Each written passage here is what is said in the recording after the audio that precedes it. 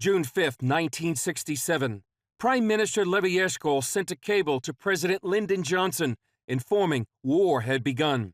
He wrote, Israel's existence and integrity have been endangered.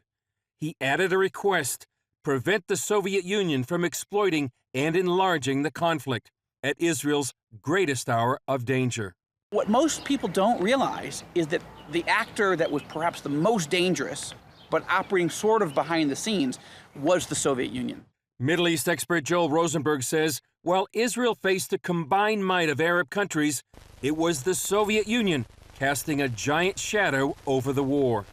Now, June 5th, 1967, the morning that Eshkol orders Israeli bombers into action, and they're successful, Soviet Premier Kosygin dials the hotline right into the White House and demands to talk to President Johnson. Now, the hotline was rarely used except in the most extreme crises.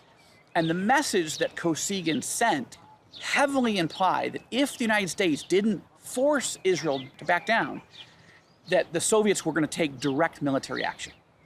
And this took the conflict to an entirely different level. President Johnson had told Eshkol the U.S. might cut off political and military assistance to Israel in case of a preemptive strike. So the Israeli leadership was already taking a huge risk that Johnson would keep his word. Once the Soviets got involved, a dynamic changed.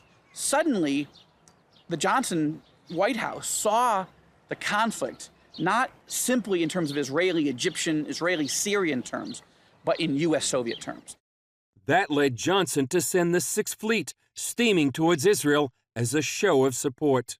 Would you say the fact that the Soviets never did get into the war part of the miracle of the Six-Day War? I think it's one of the untold stories, or rarely told stories, of God's protection of Israel is the fact that the Soviets seemed to come so close, that they were threatening to the Americans, to the Israelis directly. They were promising their Arab allies that they were going to do more, and then they were actually moving military forces closer and closer to Israel. Rosenberg also sees the war as a prophetic milestone. The Bible does say that Jerusalem will come back under Jewish control, and it happened in June of 1967. The Bible says that Judea and Samaria, what the world calls the West Bank, will be in Jewish hands. It's part of the biblical heartland. And God says he will restore the land, and he'll restore the people to the land. And I think that you also see God giving this land back to the Jewish people. Not because we deserve it, but because God had promised it. The Six-Day War became a turning point for Jewish immigration to the land of Israel. Throughout the Old Testament, God says that he's going to draw the Jewish people back to the land. But what's interesting is that at that moment, when Mordechai Gur, the Israeli general, said on the radio, the Temple Mount is in our hands. When that was broadcast, not just through Israel, but worldwide, it electrified Jewish communities all over the planet. The level of Aliyah, Jews leaving their exile countries and coming back to the land of their forefathers, skyrocketed in the years ahead. Although Israel survived one of its darkest moments, Rosenberg says it still faces threats from the north, backed by a familiar interloper. I see that the Russians are very actively moving into this region. They have made Iran their primary ally, and now they're working hand in glove with Iran to prop up Bashar al-Assad, who has slaughtered some 500,000 people in Syria. So you now have Russian forces, Iranian forces, helping Syrian forces just a few miles north of Israel.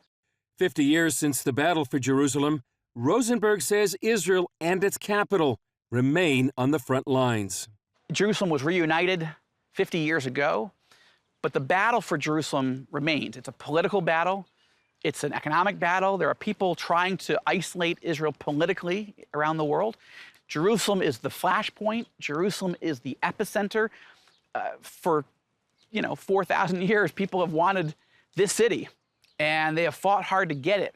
And so the fact that Israel controls it today is biblical, it's prophetic, but it's also complicated. And we need to be praying for the peace of Jerusalem and praying for Israel to be secure. Chris Mitchell, CBN News, Jerusalem.